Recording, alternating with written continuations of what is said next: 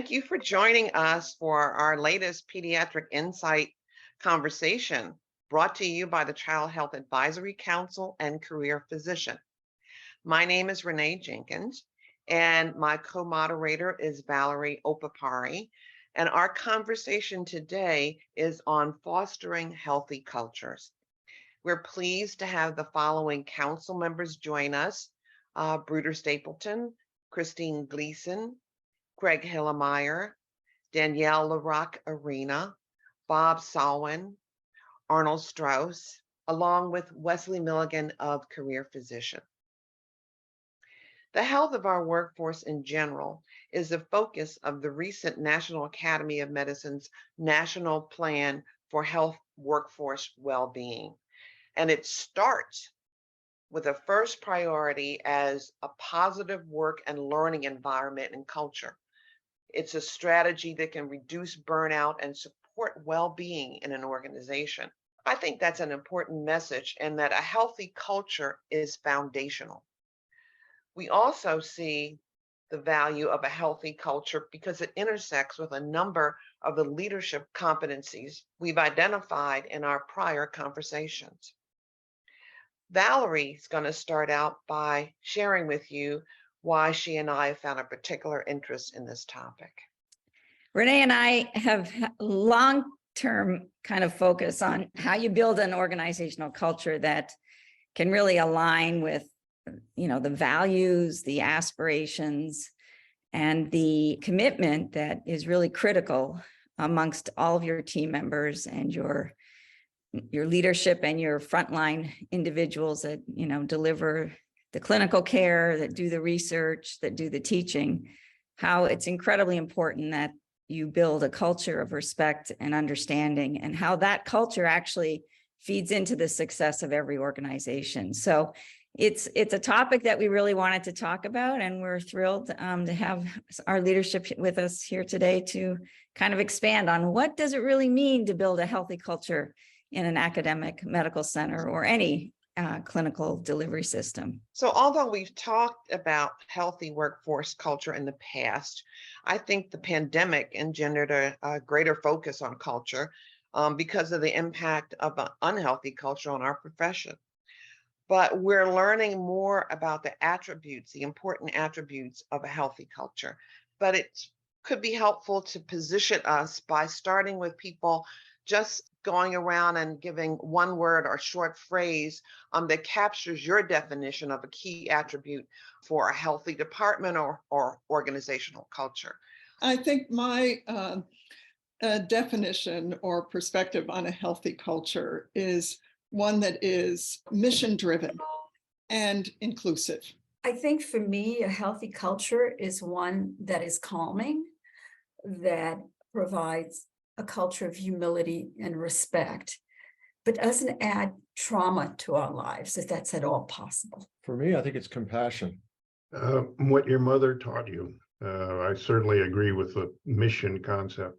Mine was common purpose, Renee. I Okay. think, from the staff to the faculty to the leadership, is there a, when you visit, is there a common purpose across all members of the team? The term that I would use is that it needs to be a value-based culture. And I think the terms that other people have talked about, honesty, integrity, mission-based, are all very much a part of what those values are. But I think it's important that you have a value-based culture so that when you have problems, you can go back to, well, what are the values we're really talking about here? What are those important things? So.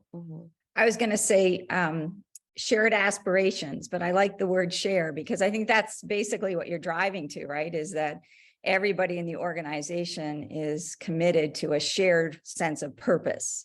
Talking about culture, I think it seems like it's more implicit in what we do than explicitly stated very often. But the points that people have brought are ones that are important to the concept. How would you describe the value that you place on a healthy culture in the hierarchy of all the things when you were a leader? Most of us multitask and therefore have a number of principles that must align. And I would say the culture is among the top, but I also want to step back a second. Because one phrase that I heard in my various leadership positions was, and it was not in a good tone, was that culture eats strategy for lunch. And that's a negative, right? It's a negative on culture, as opposed to the words that you just elicited from us. The culture, for me, a sense of calm, a sense of purpose, a sense of coming together, is that you also want to recognize that we all come with different lived experiences, right? And we are our own ecosystem within our family unit, within our community. And then we join the culture of the university or the hospital, medical school. One, for me, in my leadership roles is I tend to talk a lot. So I tell myself to listen. And so listening sessions. And I try to do very little talking and listening to understand the values, the culture, the things that were important to the faculty, to the staff. By the way, I never forget the staff because they're the backbone of the institution. And I had an open door policy. I actually like that statement you opened up with, negative culture eats strategy, because I think that that's key. When you don't have a positive culture like you described creating in your organization, where you're available, you're interested, you're engaged, you're committed, you want to listen and hear, those are all healthy things. But when it's not healthy, it's negative. It doesn't matter how good your strategy is, your team is not aligned with you and your, the aspirational goals. So you just can't possibly be successful. One of the challenges with culture, of course, is, how do you measure it? How do you assess it? And I think Danielle's right. The only way one can do that really is by listening and asking people. I also wanted to touch a little bit on something that Danielle said. There's a culture within our department, perhaps. There's a culture within the institution, a culture within the medical school, as she referenced. And at times, those cultures can be dissonant. That's a real challenge as a leader, I think. And maybe one of our greatest responsibilities is to be that intersection between those cultures and be able to express to the different groups the importance of the culture in the respective groups. That definitely can be an issue. And I agree wholeheartedly with her, though, that because it isn't something that is necessarily visible, you really have to ask people and you really have to understand where they're coming from. That's why I think compassion is so important, is being able to understand or try to put yourself in a position where you can understand the other's perspective and to acknowledge the importance for them of compassion. I like that negative culture eats strategy. We might bring that back up again. I think it really points out just how foundational it is. Starting new additions to faculty and staff, you really want to get off on the right step. I'd like to hear about ways in which you onboard new hires in a division so that they understand the workplace atmosphere that you are working with, and ways in which you expect them to be treated. And then, of course, the problem is continuing that, reinforcing it as you go forward. Do you want to start with looking at it from a divisional perspective? I ran a division of neonatology in a couple of institutions, and neonatology being what it was, I came to feel, especially in Seattle, that I was actually running a small department, and that actually was helpful in some ways in onboarding new hires, because as time went on, I wound up deciding to have associate division chiefs in each of the different areas, clinical affairs, research, education, outreach, and so forth. We had every year, we would put together an annual report. And each of the associate division chiefs would put together their section and what was important to them. And that was a way that we could, I think, for new hires, faculty coming in, including new faculty leaders in those particular areas, somebody to run the research portion of the division, et cetera, where we could, in some ways, be sure that we were all on the same page with our mission and our values and the things that all of us have talked about that are important to the culture of the division. And it was very important to me in onboarding new faculty that the division chief, the associate division chiefs were able to present this and onboard the new faculty member or the new leader within the division so that they could hear each other sort of talk, make sure we were really on the same page. So that was a very important way that I think we could begin that sort of onboarding, in addition to all the paperwork and all the things that come. And I was really reflecting a lot on what you said was the real challenge, which, okay, so now we've had this nice onboarding, all the paperwork, everything's been filled out, you know, and these associate division chiefs have gone, you know, given a nice presentation, filling out our annual report, welcoming the new faculty member. It was really important that we put this together with social events and ways that the division could all get together. Sometimes as we got bigger and bigger, it had to be in smaller groups, and where we could then talk about and how we treat each other and how we problem solve and how we handle challenges. And so it doesn't get into these little silos. And I was really reflecting on what you said, Bob, which is that what I had as a culture in my division wasn't always the same thing as Seattle Children's Hospital or the dean of the medical school or even the Department of Pediatrics. And so I didn't want us to be at odds or to be small groups talking among each other, especially if there was a problem and so forth. And that meant that I had to be everywhere. I didn't want to have people in small groups talking about things that were not going well with the department or the medical school or the children's hospital and so forth. So it was management by wandering around, and that meant the staff as well. And I included my division administrator in all of these social events and all these meetings. So sometimes he could hear other things that were going on that might be divisive and cause problems with our culture. I learned pretty early and continued to learn that getting people started and making sure that they're welcomed is really important. And every division did it a little bit differently, but as a department, we developed a process where we ask every faculty member at 30 days to fill out a 4-question form and review that with their division chief and each sign it and send it in. And the questions were, is the job what you expected? Are there things about your situation that won't allow you to be successful in your job? And then one of the most important thing was, who's been helpful for you in the transition? And then finally, is there anything we can do for you to help you at this point getting started?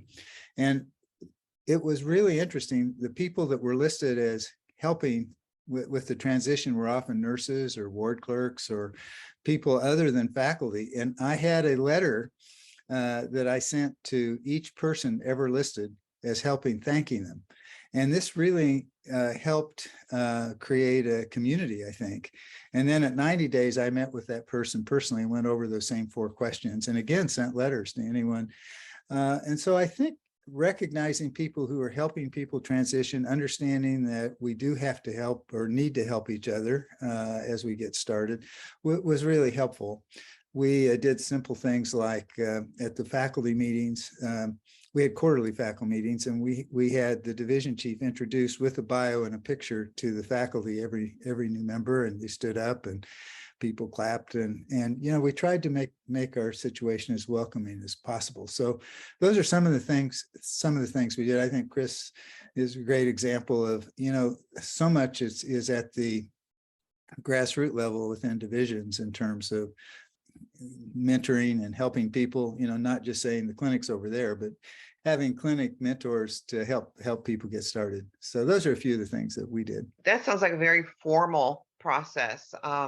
I think probably people are probably used to doing things much more informally, but I think formalizing it makes sure you get to everybody. There isn't anybody that sort of gets lost in the shuffle, or if that division is not one that's the exemplary division, you still have the larger department umbrella to really help that person.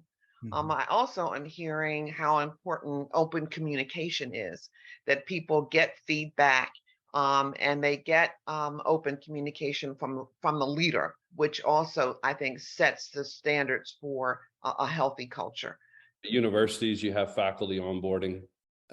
Some are run by the dean, some are run by the institution, the children's hospital, and some divisions have their own, but I've just noticed that most of them are very uninspiring, and that the college circle may run it. And so the other circles, whether it be department, division, assume, well, they're having orientation, so that'll take care of it, right? But you wind up with a lot of uninspired people after a couple of days of orientation. And so I think my advice would be to honestly ask yourself, is your orientation inspiring anybody to greatness?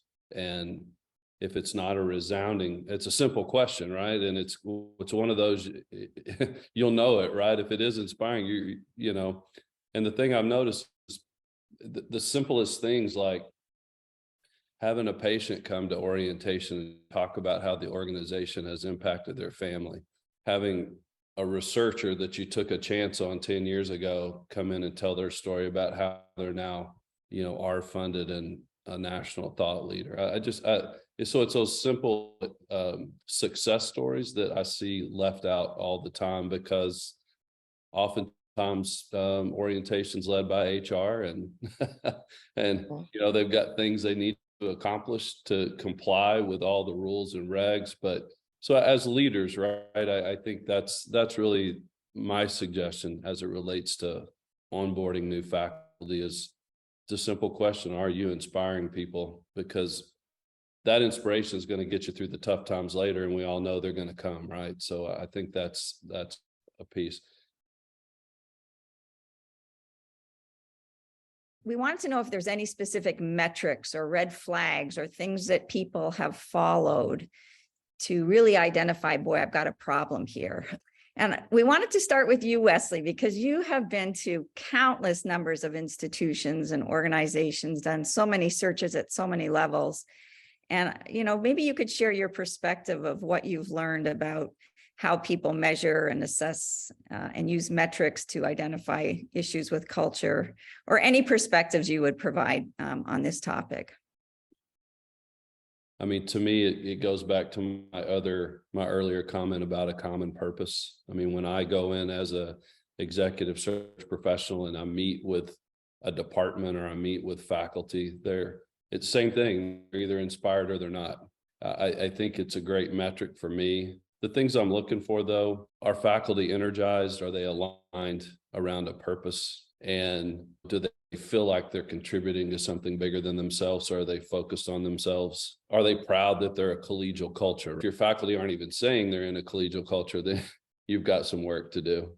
And then I guess the last thing I would offer is I'm looking to see that leaders are being intentional about their culture. Most of the time, I find that culture happens. Anyway, I think it's got to be something that's intentional, because I can't tell you how many times I hear from leadership, we have a great educational culture, and then I talk to the fellows at as part of the same visit, and they've never even met the chair. You got to be connected, you got to be inspiring, and you really have to have an aligned purpose. Have you ever seen culture derail a search? Absolutely. In this business, you're as good as your last search, and as soon as somebody signs a contract, they want to know where their candidates are.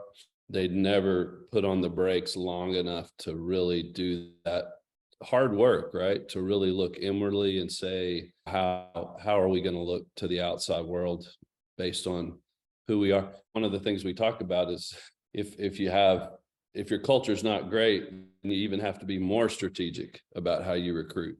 I think two things. I agree that faculty turnover is a really good measure.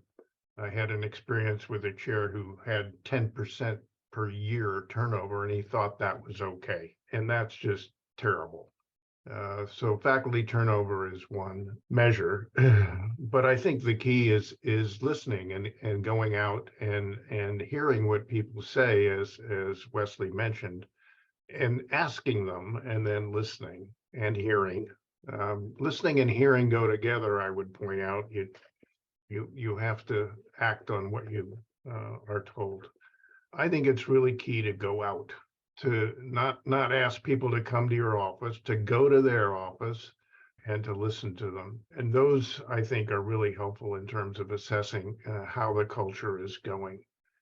And then the last point I would make is I think it's really critical to demonstrate, to act out the culture. It doesn't do much good to talk about it if you're not doing it. I wanted to back up a little bit, and Valerie, your question about culture potentially derailing a recruitment made me wonder what people think about using the recruitment in order to change culture. In other words, if you've got a division or a department that from the leadership's perspective, culture is problematic, is the search an opportunity to bring in someone who can change that culture? And if so, how do you factor that into the recruitment? Because that's certainly a significant challenge for a new leader to come in and try to change culture.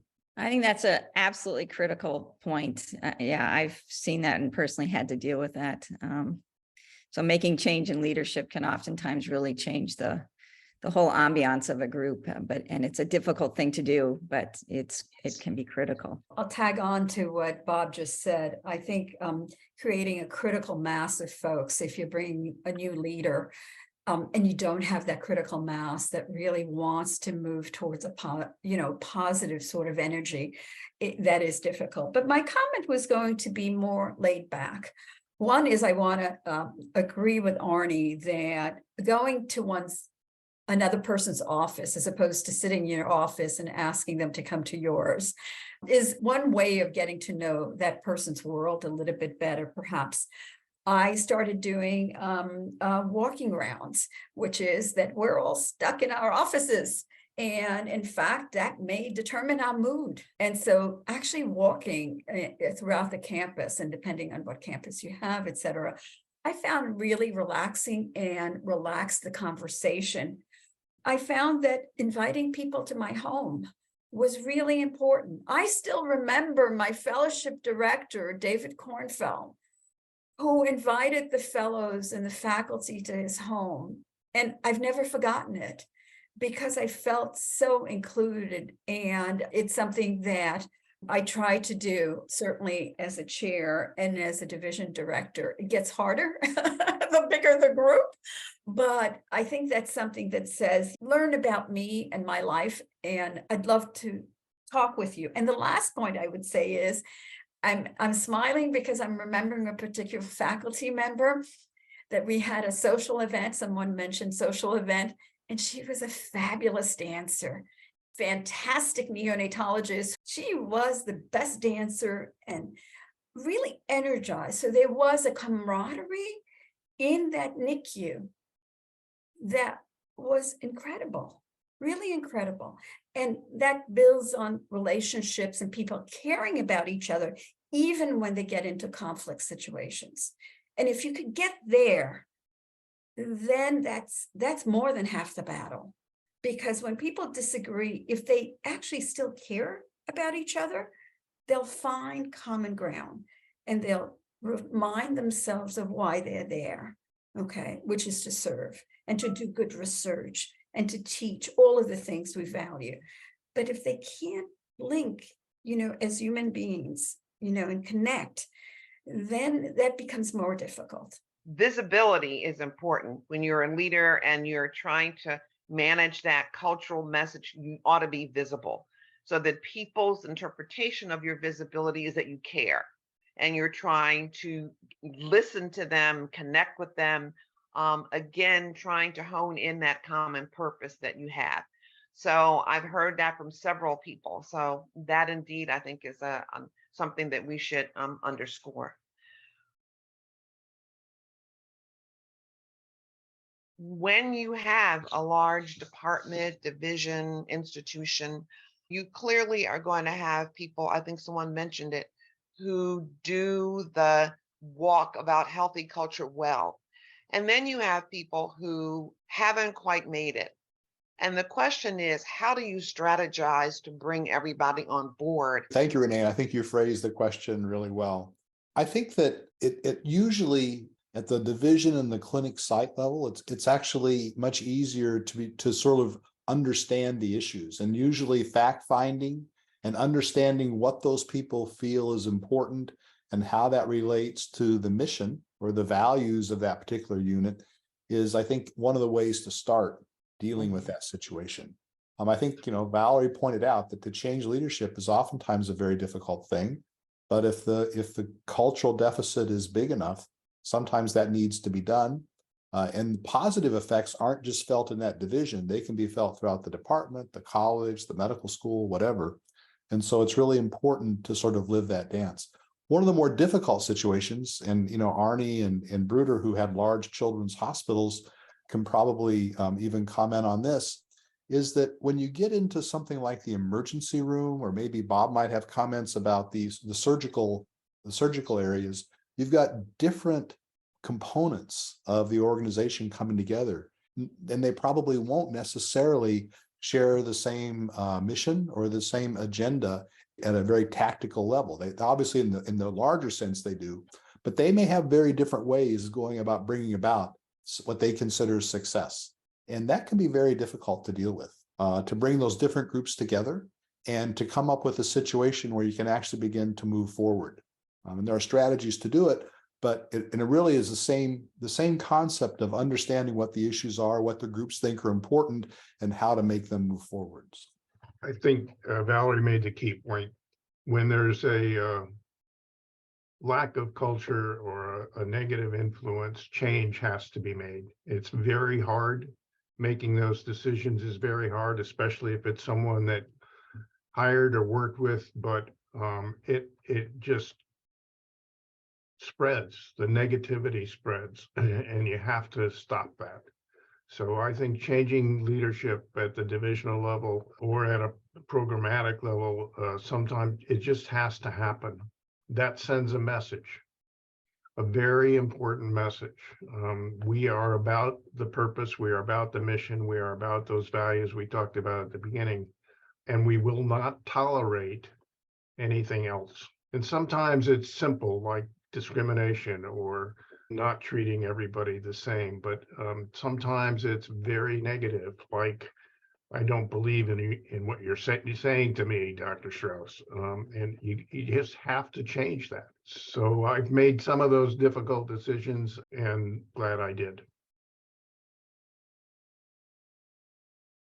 Does a healthy culture play any role in helping you to adapt to some of the external forces that we face on a day-to-day basis? When we talked earlier, I'm really concerned about the unwinding of Medicaid, what's going to happen when the emergency provisions that have helped people with funding and onboarding people for care.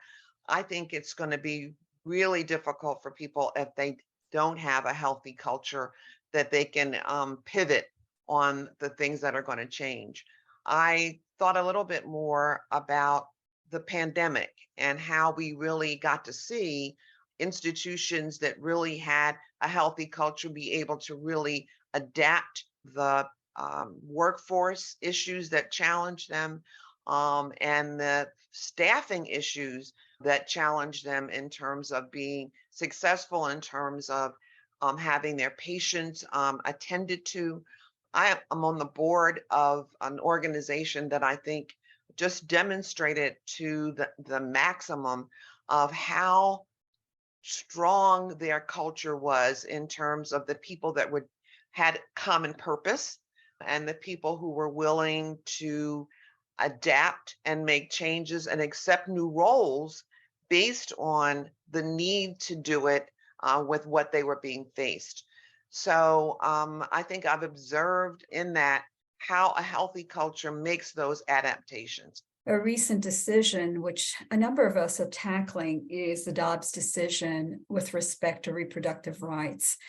And I think what I've heard from my colleagues who think about the health of women, suppose 50%, 51% of our population, is how that will affect their health, not only reproductive health, but the health overall. And how do we adapt to these external forces and come together in our role as healers, our role as scientists, our role as educators? So I think that a strong culture, despite perhaps some differences in perspectives, can keep a focus on what's important, which is obviously service to individuals and service to families and service to communities.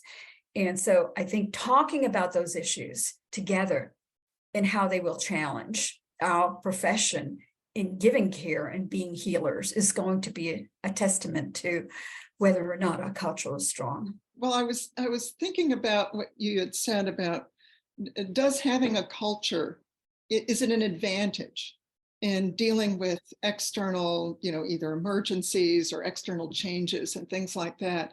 And while this is on a much smaller level, I was thinking about, like, in neonatology, all the changes that came about over the last couple of decades in the workforce, both the trainees, the work hours, and things like that. That meant that neonatologists who were academic neonatologists who were, doing 10 weeks of attending in the NICU and the rest of their time with research and other educational things, really suddenly had to end external competitive forces, with NICUs being very profitable and so forth. So all sorts of private institutions going in-house neonatology 24/7, where it used to be call from home. These were all major changes within the divisions of neonatology, most of which were external, but somewhat internal, just all the workforce things.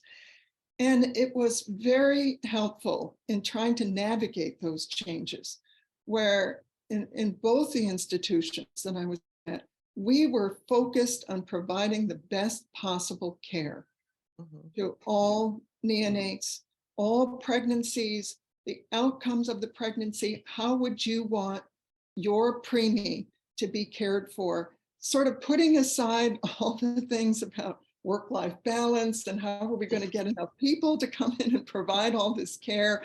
Where are we going to get nurse practitioners to help augment the service? And so it was so important that we had this fundamental mission that really drove how we were able, including, there was a fair amount of angst over how we were going to be able to do this as academic neonatologists, where in the past we had our fellows, we had nurses, and we weren't in-house. So that was how I thought the culture that we had established, that we kept trying to maintain, was really an advantage for us in navigating those incredible external changes that we're still adapting to in neonatology. You described very well the compassion for your patients, but I suspect in that culture was also a compassion for each other. And how can I step in to help my, successful young investigators maybe not take as much of the burden as I'm willing to take, and so on and so forth. Because I think we've all seen that, that people rise to the occasion when, again, you have those shared aspirations, those shared values, and that shared sense of purpose that you want to make everyone be successful. I think that one of the things that's important as leaders is to realize that we have to communicate in a very transparent way. And that sometimes I think when we talk about the word culture, we say things in our own minds that the people that we're talking to aren't really hearing. And so it's really important, I think, to understand that you need to explain what are the things that are important to you when you make these decisions. How do you go about making these decisions? And sometimes I think we use the word culture because we've all lived it so long that we sometimes don't communicate so well. And that's a word that sometimes turns people off. I mean, they think of whiteboards and multi-voting and, brainstorming sessions and things like that. It sometimes can get in the way, I think, of the message that we're trying to put out there. So. I want to thank everybody for their contributions. I think we've agreed that institutions and departments that foster healthy cultures are that are supportive of faculty and staff will be much more likely to weather these external changes that are inevitable. And we've had some really good examples of that. Thank you for that. And we've also pointed out that it's a system issue, that it's broad and it's critical to the quality care academic mission. The attributes of a healthy culture are already woven into measures and assessments across the board. They can't be just something that you temporarily do. It has to be something that is a positive value and a core value. I invite those who are listening to go to the website for additional references on fostering healthy cultures, because I'm sure this kind of conversation will continue. The website is careerphysician.com. And I'd like to thank Valerie for sharing the moderator role with me for this conversation. And with that, I'll say goodbye. Thank you.